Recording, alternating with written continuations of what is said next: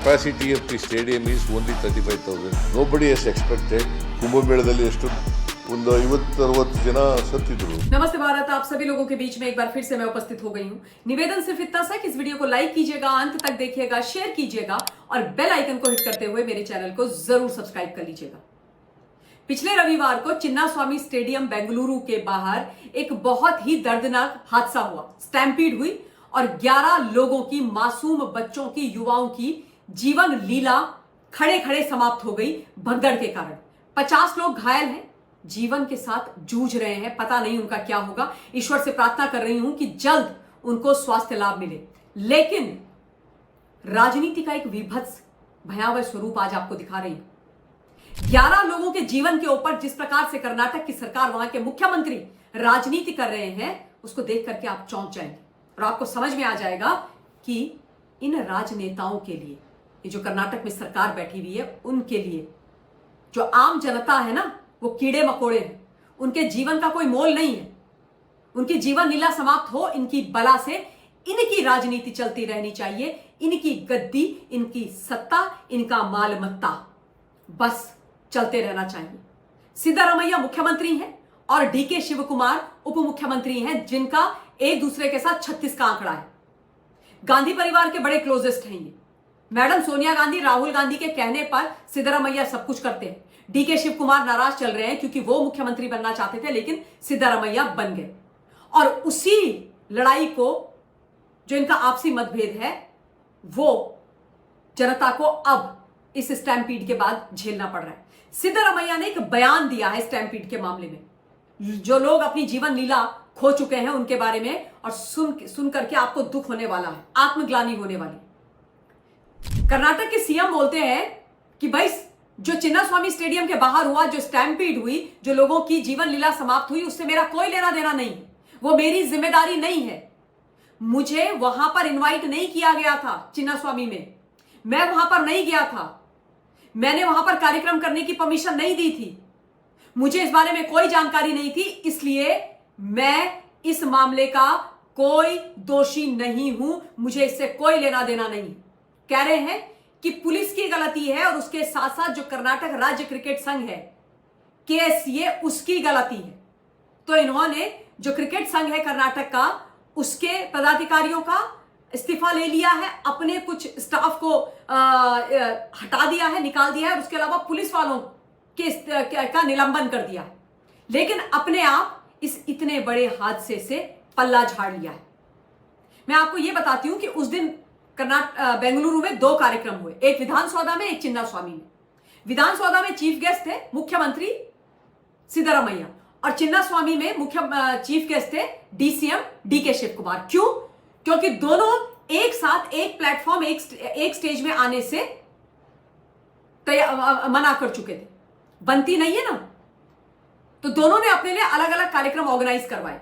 Cricket team वहां गई, वहां पर सिद्धारमैया के सामने रंगारंग कार्यक्रम हुआ। उसके बाद चिन्नास्वामी आई, वहां डीके शिव कुमार के सामने रंगारंग कार्यक्रम हुआ। वीवीआईपी तरीके से दोनों नेताओं ने, जो क्रिकेट टीम थी आरसीबी की, उसके साथ अपना कार्यक्रम किया, सेल्फी खींची, फोटो खींची, अपने परिवार में अपने पत्नी, बच्चे, सबको लेकर के गए। जो पुलिस थी वो इनकी सेवा, इनकी सुरक्षा में लगी हुई थी। इस बीच में जो क्रिकेट फैंस हैं लोग, वो 3 लाख लोग सड़क पर आ गए। चिन्नास्वामी स्टेडियम की जो कैपेसिटी है वो केवल 35,000 की है। 3 लाख लोग अंदर आ गए, 35,000 अंदर, बाकी सब बाहर, है ना। और उनको संभालने के लिए पुलिस नहीं। और उसके बाद जब भगदड़ हुई तो पुलिस संभाल नहीं पाई, पुलिस ने लाठीचार्ज किया और भगदड़ हुई। और उसके बाद क्या हुआ आप सब लोग जानते हैं। और जब उसके बाद पूरी जनता ने, पूरे देश ने बोला कि मुख्यमंत्री और उप मुख्यमंत्री की गलती है, सरकार की गलती है, तो सिद्धारमैया कह रहे मेरी कोई गलती नहीं है।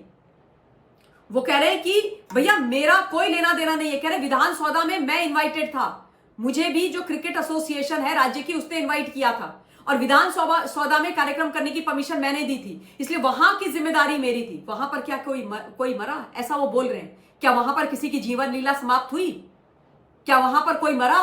वहां पर कोई भगदड़ हुई? नहीं ना, नहीं हुई तो खत्म। मेरी जिम्मेदारी वहां तक की थी। चिन्ना स्वामी में क्या हुआ वो मेरी जिम्मेदारी नहीं थी। Really mister Siddaramaiah, really are you serious? आप मतलब सोच समझ करके ये बात बोल रहे हैं? आप केवल विधानसभा के सीएम हैं, आप कर्नाटक के सीएम नहीं है। बेंगलुरु का वो हिस्सा जहां पर चिन्ना स्वामी है वो आपके अधिकार क्षेत्र में नहीं आता है। जो 11 लोग इस दुनिया से चले गए वो आपके लोग नहीं थे, वो आपके वोटर नहीं थे, उनके परिवार आपकी जिम्मेदारी नहीं है। जो 50 लोग घायल होकर आज हॉस्पिटल्स में है वो आपकी जिम्मेदारी नहीं है। आप कह रहे हो कि मुझे पता ही नहीं था, मुझे जानकारी नहीं थी कि इतना बड़ा हादसा हो गया। कैसे?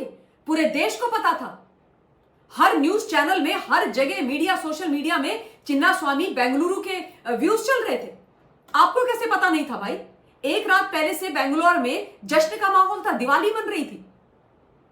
हाँ, और आप कह रहे हो आपको पता ही नहीं चला? क्या ये कह रहे हैं कि जो पहला व्यक्ति इस दुनिया से गया उस स्टैम्पीड की वजह से वो 345 पे गया, और कहते कि मुझे सूचना 545 पर मिली।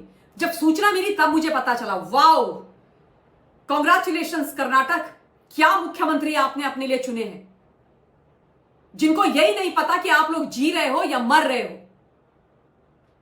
जिनकी आंखों के सामने इतना बड़ा हादसा हो जाता है और उनको कुछ दिखाई नहीं देता है। वो वेट कर रहे होते हैं कि सिस्टम, पुलिस वाले, उनके सचिव, उनके मंत्री उनको इन्फॉर्म करें कि सर ये हो गया है। ये रिस्पॉन्सिबिलिटी आप लोगों के प्रति आपके चुने हुए मुख्यमंत्री कांग्रेस पार्टी के मैडम सोनिया गांधी के खसम खास की है। समझिए इस चीज को, समझिए इस चीज को। जिन मुख्यमंत्री को सड़क पर होना चाहिए था, जिन मुख्यमंत्री को अब तक त्यागपत्र दे देना चाहिए था, वो नाटक कर रहे हैं। और जानते हैं आप क्यों कर रहे हैं? क्योंकि वो डीके शिव कुमार के साथ अपने पॉलिटिकल स्कोर सेटल कर रहे हैं। उनको आम पब्लिक से कोई लेना देना नहीं है। कोई गया नहीं गया, कोई घायल है, 11 परिवार बर्बाद हो गए, 50 परिवार बर्बाद होने की कगार में है उनकी बला से। वो कह रहे हैं कि भैया ये डीके शिव कुमार ने, मेरे डिप्टी सीएम ने कार्यक्रम किया, उसने मुझे इनवाइट नहीं किया, उसने मुझसे परमिशन नहीं ली, तो ये जो हुआ है उसके मत्थे है, उसकी जिम्मेदारी है, उस पर बिल फाड़ो। अलग अलग हो क्या? दोनों कांग्रेस के नेता हो, एक मुख्यमंत्री है, एक उप मुख्यमंत्री है, दोनों की जिम्मेदारी। दोनों त्यागपत्र दो, दोनों रिजाइन करो और घर जाओ। अगर आप नहीं संभाल सकते कर्नाटक को तो आपको कोई हक नहीं है गद्दी में बैठने का। जिम्मेदारी के साथ बोल रही हूं, जिम्मेदारी के साथ बोल रही हूं। मुझे अभी तक याद है ये लोग बार बार महाकुंभ को लेकर के आ रहे हैं ना। पहली बात, महाकुंभ में पूरे विश्व भर से लोग आए, 66 करोड़ लोग आए, 66 करोड़। और जहां महाकुंभ हो रहा था वो 1 से 1.5 किलोमीटर का स्ट्रेच था, जहां पर 12-12, 13-13, 3-3, 4-4 करोड़ लोग रहते थे। ठीक है ना?